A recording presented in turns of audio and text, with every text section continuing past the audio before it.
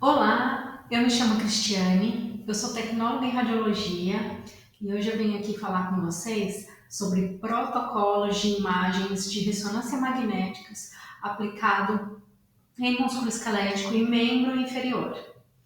E vamos falar especificamente sobre a ressonância magnética aplicado para exames do joelho.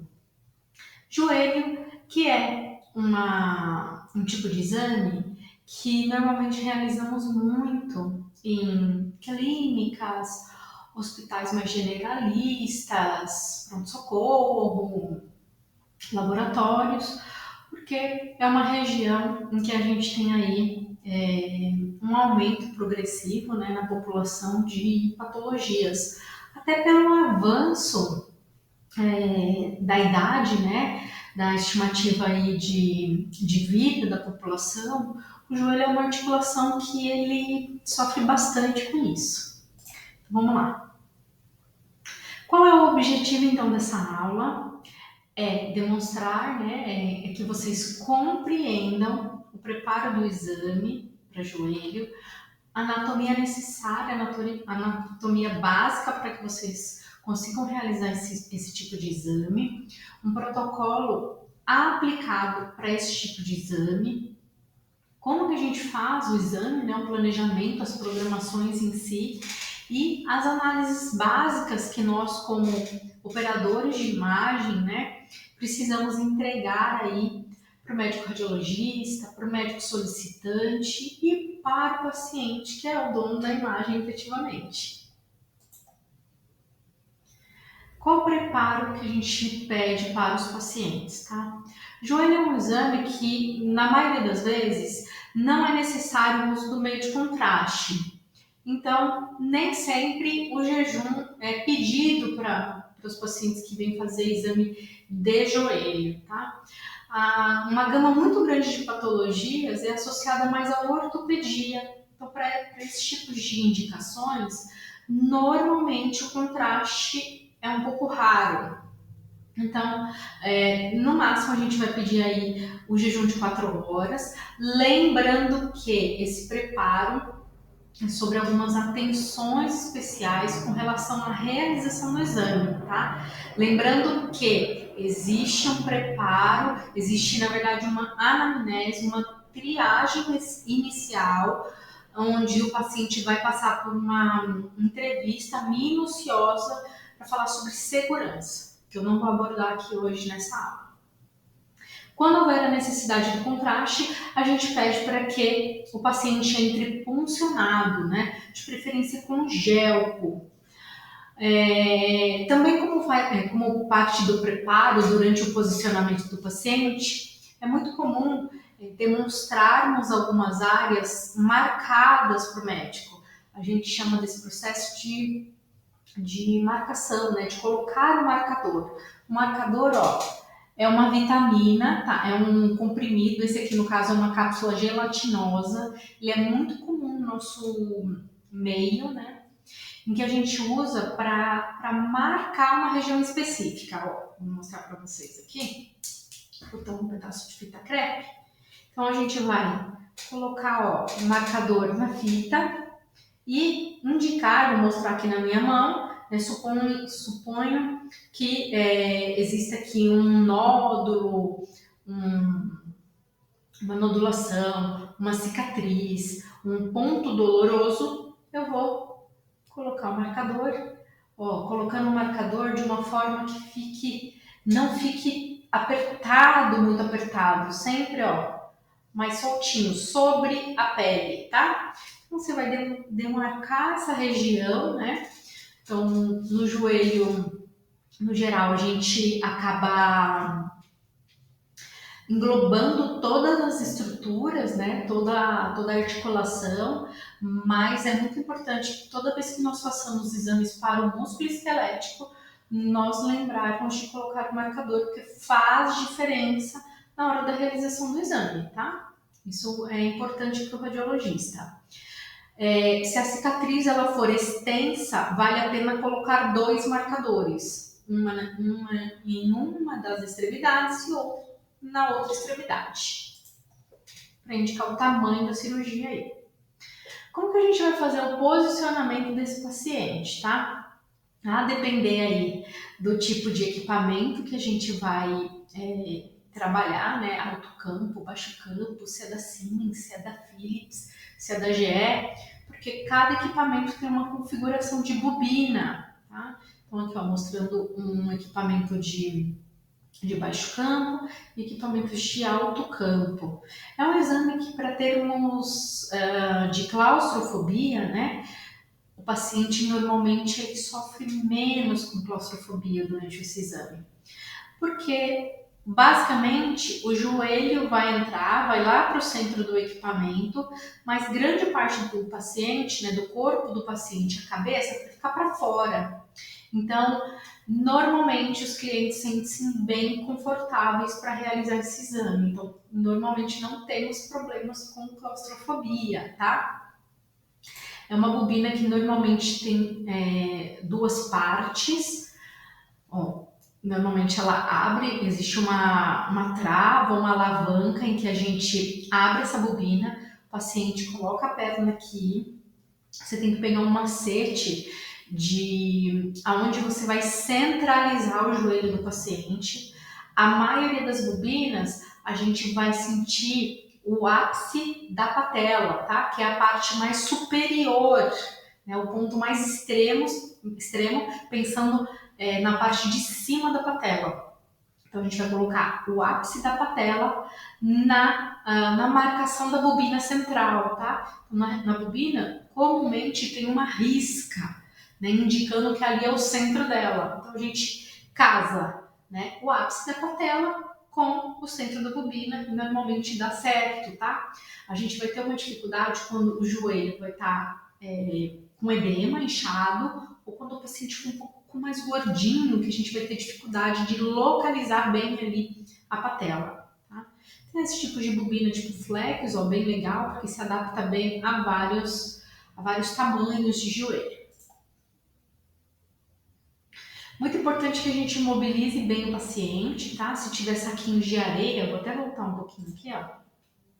Se tiver saquinho de areia, colocar aqui na região do tornozelo, da perna do paciente, para que ele se mantenha imóvel, pedir para ele não mexer o pezinho, tá? Porque movimentar o pé pode gerar artefato de movimento na região do joelho. Anatomia necessária. Lembrando que quanto mais eu dominar de anatomia, melhor para mim como profissional, a minha entrega vai ser melhor. Então é muito importante que eu crie um repertório de anatomia, fazendo aí um estudo dirigido, né, sobre a anatomia, lembrando sempre que eu acredito que valorizar aquilo que você está utilizando no momento, né? Então, supondo que você esteja trabalhando, estagiando, ou mesmo se interesse por um grupo específico, neuro, ortopedia, coluna, mama, medicina interna. Então, comece com um grupo e ao passar, né, do tempo que você vai aí memorizando as regiões anatômicas ou criando um material um pouco mais denso, que seja fácil de você consultar, você vai migrando de grupo e cada vez mais aumentando a quantidade de informações de anatomia, porque isso é muito importante. Mas você precisa de uma anatomia básica para começar a fazer seus estudos, a iniciar os seus estágios ou iniciar no seu emprego. Então, eu indiquei algumas regiões aqui que serão fundamentais para que a gente faça as programações. Temos a tuberosidade anterior da tíbia, que é esse acidente ósseo bem superior aqui no terço proximal de tíbia. Temos o tendão patelar, a gordura infrapatelar, gordura suprapatelar, ela é uma espécie de triângulozinho aqui em cima. O tendão femoral, o tendão, dá para ver uma partezinha dele aqui, ó. Normalmente ele tem esse sinal escuro, tá? A gente tem pouca presença de hidrogênio aqui, então a qualidade do sinal é menor, então a gente enxerga ele como hipossinal quando ele estiver intacto. O fêmur, a patela, o ápice da patela vai ser aqui, ó. O ligamento cruzado anterior, o posterior tá para cá, mas nessa imagem não é a melhor, a gente teria que passar as imagens. A tíbia e a artéria poplite aqui, ok? Isso numa visão sagital. Numa visão coronal, a gente vai ter o músculo vasto-lateral, né, do lado direito, o vasto medial do lado esquerdo, aqui no caso desse joelho, o epicôndilo, nesse caso lateral, côndilo lateral e o menisco lateral. O epicôndilo, o côndilo e o menisco medial nesse caso aqui, tá? Tá passando aqui, mas não está sendo bem observado, dois ligamentos, o colateral lateral e o colateral medial, que também são estruturas anatômicas muito importantes para avaliação durante o nosso exame de ressonância. Aqui no plano axial, a gente está enxergando super bem a patela, ó. A cartilagem articular, que é essa cartilagem que faz fronteira entre a patela e o fêmur, essa parte do fêmur anterior aqui. O trato iliotibial, ó, passando aqui bem na lateral, com a união aqui de vários ligamentos. O epicôndilo lateral, o côndilo lateral, aqui o corpo do fêmur, o epicôndilo e o côndilo medial. E aqui atrás nós temos, ó, tá encoberto, mas tem uma bolinha com sinal mais escuro, né? Tá com flow void, que é esse fenômeno causado nessas sequências aqui, onde o vaso fica escuro, é a artéria poplítea. E esse músculo aqui posterior é o músculo gastrocnêmio, tá passando aqui para trás, tá? Então, que protocolos são sugeridos aí para análise do joelho? Sagital T1 ou DP, tá? Sagital T2 com FET7, coronal T1 DP, coronal T2 com FET7 e axial T2. Cada uma dessas sequências tem uma finalidade: observar melhor uma estrutura anatômica, identificar patologia, tá? Mas no geral a ponderação T2 vai ser associada, falando de equipamentos de alto campo, nós teremos a associação do FET7 na ponderação T2, porque vai facilitar bastante a análise visual das imagens, principalmente quando tiver edema, né, patologia aí associada, ok? E aqui são as imagens produzidas, né, de um joelho. Nós temos um sagital T2 com FET7, um coronal T2 com FET7, um coronal T1, um sagital T1, um axial T1 e um axial T2 com FET7. O T1 pode ser comumente feito uma opção, ao invés de ser T1, por DP, tá? Visualmente falando, eles são muito parecidos. O que a gente vai ter de diferença, e é sutil, mas é muito relevante para o radiologista, é que o DP ele traz um contraste tecidual mais elevado para a imagem, tá? Então, as estruturas elas serão melhores observadas e diferenciadas. Então, aqui na região, na base do fêmur, na região de côndilos femorais, cartilagem, o menisco, cartilagem articular, cápsula articular, tudo isso vai ser muito melhor observado no DP do que no T1. Então, existe radiologista que vai preferir o DP ao invés do T1, tá? O T2 pode ser substituído também por um DP-FET, porque o DP vai trazer uma sensibilidade maior, ó, na diferenciação entre os tecidos. Então, músculo, gordura, ligamento, cápsula articular, enfim, todas as estruturas elas vão ter uma tonalidade que a gente consiga diferenciar uma coisa da outra com mais facilidade. O T2, a gente pode fazer isso com o T2 usando tempo de eco um pouco mais baixo, para trazer essa melhor caracterização e ele não ficar tão enegrecido. E aí fica melhor de diferenciar estruturas, tá? Vamos falar sobre o planejamento do exame? Como é que eu faço para programar um exame de joelho, né? Estou lá na máquina, já chequei tudo que eu precisava, já estou com as primeiras imagens já foram feitas, né? O meu localizador, eu já identifiquei que a qualidade da imagem do localizador está boa, eu fiz um bom posicionamento da bobina no joelho, porque quando a gente vai fazer o joelho, é muito importante a gente fazer a análise do localizador. Pode ser que a gente tenha posicionado a bobina de forma que a região anatômica que a gente precisa examinar não esteja com o sinal adequado. Então, é pelo localizador que eu vou conseguir enxergar isso. Então, você vai fazer a análise dele. Se precisar fazer algum reparo, é o momento, tá? Então, você entra na sala, faz o reparo, refaz o localizador e checa que está tudo ok. Supondo que esteja tudo ok, vamos partir para o planejamento. A angulação aqui é perpendicular ao corpo do fêmur, tá? É retinha aqui, ó, perpendicular ao fêmur. Da onde? Dessa gordura suprapatelar, ó, esse triângulozinho gorduroso, dessa região, até a tuberosidade anterior da tíbia, tá? Cortes retos, a gente vai gastar em torno de 24 a 30 cortes aproximadamente para fazer essa varredura aqui, com cortes de espessura de 3 a 4 milímetros aproximadamente.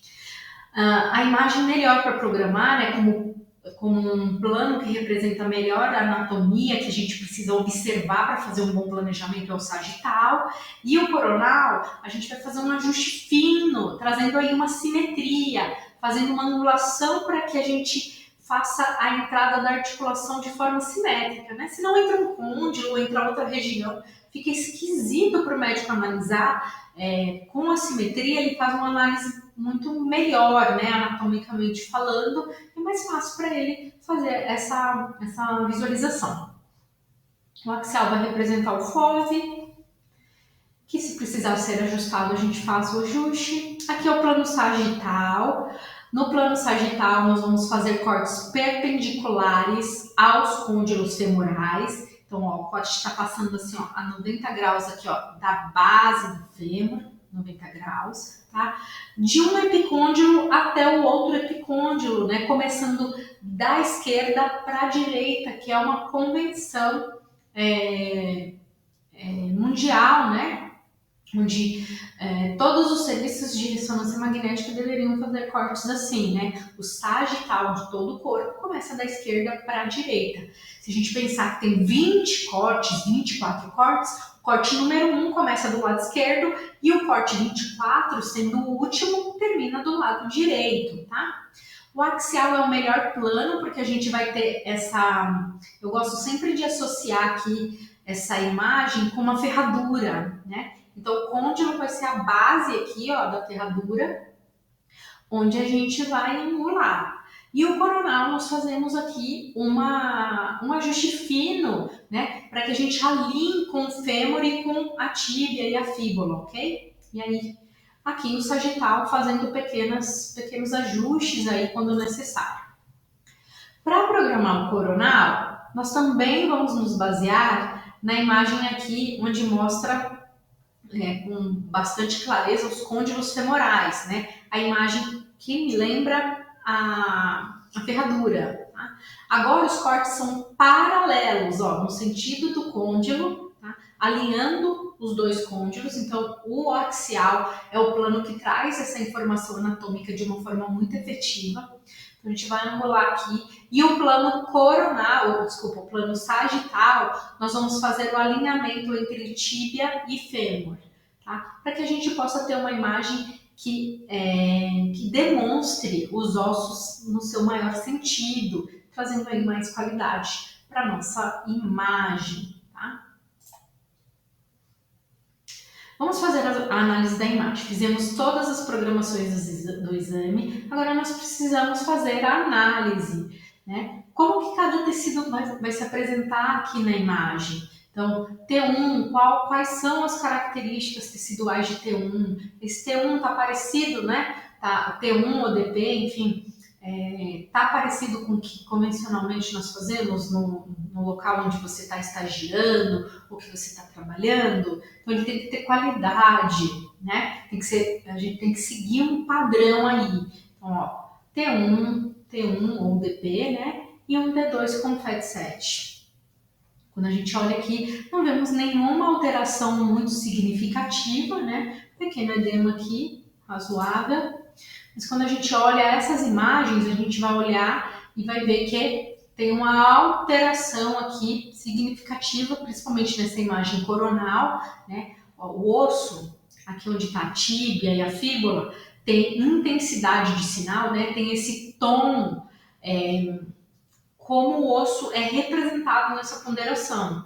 Olhando aqui para cima na parte do fêmur, principalmente no côndilo lateral, a gente percebe no côndilo epicôndilo e até no corpo do fêmur mesmo, um edema, né? A gente observa um hipersinal. Então aqui a gente tem um edema associado aqui a um processo patológico. Vê aqui na lateral, né? Ó, aqui na região muscular também. Então uma imagem que não está normal.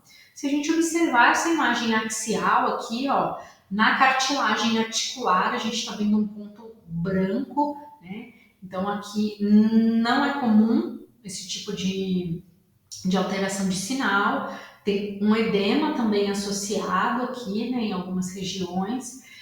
Então essa imagem está com um padrão diferente do habitual. Aqui nós temos uma imagem sagital, né, um sagital já mais medial, e nele a gente observa uma alteração de sinal no menisco. O menisco, que tem um sinal normalmente, um hipossinal, ele é escuro, né, principalmente nas suas bordas, onde a gente tem assim um anel fibroso, né, a última camada de fronteira aí, mas dentro está com um sinal, né, com um hipersinal muito intenso. A gente tem uma alteração aqui de sinal, então um exame fora do padrão comum. Observando agora para ver se o nosso exame tem qualidade, nós vamos olhar a imagem aqui e ver que ela está borrada, tremida. Então, não seria adequado que a gente fizesse um exame desse tipo aqui, tá? Então, muito importante que quando estivermos fazendo os exames, ao passo que as imagens vão sendo disponibilizadas para a gente já vá fazendo as análises críticas, né? Que é ver se tá assim, artefato, com a qualidade satisfatória, com o padrão que a gente está acostumado aí na instituição onde a gente trabalha. Aqui, com granulosidade, né? Será que é assim? Isso aqui é um alto campo, é um baixo campo? A gente está fazendo imagem como tradicionalmente as outras pessoas estão fazendo? Lógico, todos os exames não vão sair perfeitos, mas a variabilidade ela não deveria ser muito grande, tá? Um ou outro paciente, a gente tem componente do próprio tecido que às vezes está alterado e a gente vai ter aí uma imagem um pouco modificada, tá? Mas observe se esse é o caso ou se houve algum problema. A bobina está com defeito, né? Não está fechada adequadamente, se o tecido da roupa do paciente não pode estar influenciando, enfim, uma série de fatores pode ser levado em consideração. Se você não mexeu em algum parâmetro especificamente, não percebeu. E aqui também com a imagem um pouco borrada, né? A gente está com uma matriz aqui que não está tão detalhada, a cartilagem aqui, ó, atrás da patela está sendo um pouco visualizada. Será que isso aqui é borrado por conta que eu não estou com uma matriz que está bem ajustada? Será que o paciente mexeu, né? Então pode ser uma série de fatores aqui também. Pensando agora em artefatos, a gente tem uma imagem aqui que está um pouco tremida, então o paciente pode ter mexido e essa mexida não foi uma coisa muito grande, tá? Não foi uma super mexida, mas a gente percebe que ó, a cartilagem atrás do joelho aqui, ela não está sendo bem observada, tá? E é muito importante na série axial que eu demonstre essa cartilagem articular de uma forma bem efetiva, porque existe um diagnóstico bastante comum, né, de alteração aí na cartilagem que o médico precisa relatar no seu laudo caso esteja com alguma alteração. Tá? Então, essa imagem não está adequada.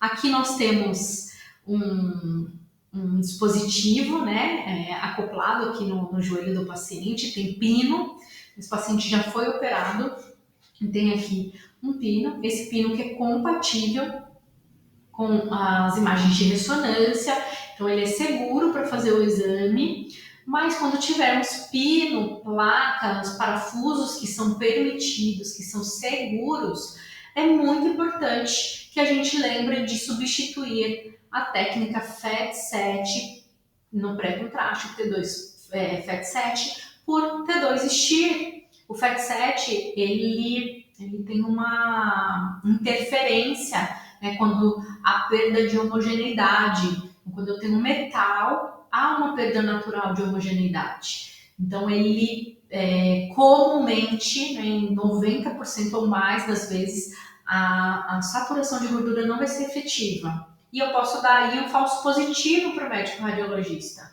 Então, o STIR, nesse caso, ele é muito mais efetivo, né, com metal, porque o tipo de supressão agora que ele vai fazer não depende de pulsos na frequência da gordura, né? Ele vai fazer agora um processo de anulação do sinal da gordura por um pulso de inversão, completamente diferente do FET7. Tá? Existem outras técnicas que a gente pode utilizar também para resolver esse problema, que é o caso da Dixon, tá? Dixon na Siemens e na Philips. Na GE a gente conhece o Dixon como o ideal. Tá? Já tem melhoramentos, né? O Dixon é uma técnica que foi evoluindo ao longo do tempo e na GE a gente tem até um melhoramento que é bem interessante chamado Maverick. Maverick é um ideal, né? Um Dixon que ele melhora ainda a qualidade das imagens na região das bordas das próteses, tentando corrigir mais o artefato. Porque, no geral, a imagem que tem metal, ela não fica uma imagem bonita. Até onde a gente conhece atualmente, a gente não consegue fazer uma correção plena, tá? Então, a gente faz do jeito que é possível, mas a imagem ainda fica com umas sequelas, vamos dizer assim. Aqui nós temos um artefato de fluxo, né, que pode ser resolvido de algumas maneiras, mas é importante que os profissionais saibam, né, estejam habilitados a identificar esse tipo de artefato, saiba como resolver, para que você traga aí mais qualidade para o seu exame. Na clínica onde você trabalha é comum ter esses artefatos, né, no laboratório, hospital, enfim, tudo bem para eles, né? Se tiver atrasado, você pode mandar uma imagem assim. Então é importante que você crie esse feeling para saber, né, para poder tomar decisões durante o processo aí, né, de realização do seu plantão. Porque o plantão normalmente ele tem uma carga muito emocional muito grande. Então, se eu estou atrasado, né, se eu estou com um paciente que está mexendo e ele precisa do exame, eu preciso abrir mão de demorar muito com ele. Então, existe uma série de decisões que você precisa tomar e você tem que ter já algumas concepções para facilitar a sua vida no dia a dia. Vamos fazer aí um remember de tudo que vimos até agora? Para anatomia, o que é muito importante que não posso deixar de saber? Onde estão os côndilos femorais, os meniscos, ligamentos, os ligamentos principais, os 4 principais, LCA, LCP, ligamento cruzado anterior e o posterior, o LCM e o LCL, que é o ligamento colateral lateral e o ligamento colateral medial. Preciso saber onde está a patela, bem fácil. Fêmur, tíbia, artéria poplítea, os músculos. Preciso saber onde está a tuberosidade anterior da tíbia, né? Porque todas essas estruturas anatômicas vão ser importantes para que eu faça uma boa programação do meu exame. O protocolo pode variar de instituição para instituição. Aqui eu deixei um protocolo com 5 séries, mas tem instituições que vão fazer 4 ou 6 séries, tá? Isso varia um pouco. Sagital T2 com FET7, Sagital T1, Coronal T2 com FET7, Coronal T1 e Axial T2. Se formos injetar contraste, ainda teremos que acrescentar algumas outras aqui, pelo menos mais 2, tá? Músculo esquelético gosta muito do T2 com FET7 e do T1, então isso com certeza não vai deixar de ter, tá? Algumas sequências adicionais são um pouco mais incomuns, vamos dizer assim. O músculo esquelético ele é tradicional em suas sequências, tá? Podemos ter aí sequências para ver osso, para ver sangramento e dependendo da alteração, da lesão que o paciente tenha, podemos ter difusão, mas essas sequências são menos comuns. O planejamento. Quando eu vou fazer esse exame, o que eu preciso ter atenção sobre o planejamento? Eu preciso saber qual é a região que vai ser responsável pela angulação, preciso saber que região anatômica eu vou seguir, aonde começa o corte, aonde eu finalizo o corte. Tá? Então, esses limites eu preciso saber, ao invés de me fixar, eu tenho que fazer 16 cortes, ou 20 cortes, ou enfim, quantidade de cortes. É melhor você saber da onde até onde você precisa ir. Qualidade da imagem é muito importante. Enquanto você esteja fazendo o exame, você já vai fazendo essa análise crítica, tá? Meu exame está com a qualidade que eu espero, a qualidade que o serviço preza, tá? Existe algum artefato? Existe alguma alteração no padrão natural dos tecidos? Tem alguma lesão que eu já consigo observar? Está grande aqui, que merece uma atenção redobrada? E por fim, e não menos importante, finalizar um exame com excelência. Você vai realizar todos os pós-processamentos. No exame de joelho é pouco comum termos pós-processamentos. Às vezes quando tem análise de cartilagem, tá? Ou quando precisamos fazer alguma imagem de osso. Precisamos fazer os filmes quando a instituição faz, imprime filmes para entregar para o seu paciente com qualidade, seguindo o padrão da instituição que a gente trabalha. Se tivermos PACS, verificar se todo o exame foi encaminhado, se todas as imagens chegaram ao PACS, porque a partir do PACS, normalmente o radiologista vai fazer o laudo desse exame, tá? E vai disponibilizar depois essas imagens para o cliente levar para o seu médico solicitante. Então, isso é um processo muito importante. O exame não termina a hora que a gente tira o paciente da mesa, só termina a hora que esse exame é entregue plenamente. Nós fazemos parte desse processo, tá? Então, essa é a grande sacada do exame. Precisamos fazer parte de todo o contexto. As imagens de ressonância, elas vão identificar muitas patologias, ela vai caracterizar, dizendo ali informações importantes sobre morfologia, bordas, sobre caracterização da lesão, se tem conteúdo líquido, se é conteúdo com partes moles, se tem conteúdo tumoral, se está invadindo, além daquela região onde a lesão está, outras regiões, e informando essa correlação com a vizinhança. É um excelente exame para essas análises. E é um exame muito importante na rotina clínica. O exame de joelho é um dos principais em ressonância, porque dos métodos de diagnóstico, ele é o que mais faz esse diagnóstico diferencial de vários tipos de lesões nos joelhos. Ligamentares, de cartilagem, de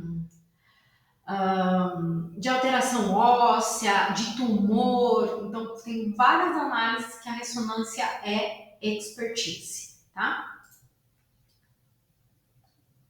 Se você gostou do nosso conteúdo, curta, compartilhe e me siga lá no canal do Instagram para mais informações. Muito obrigada e até breve!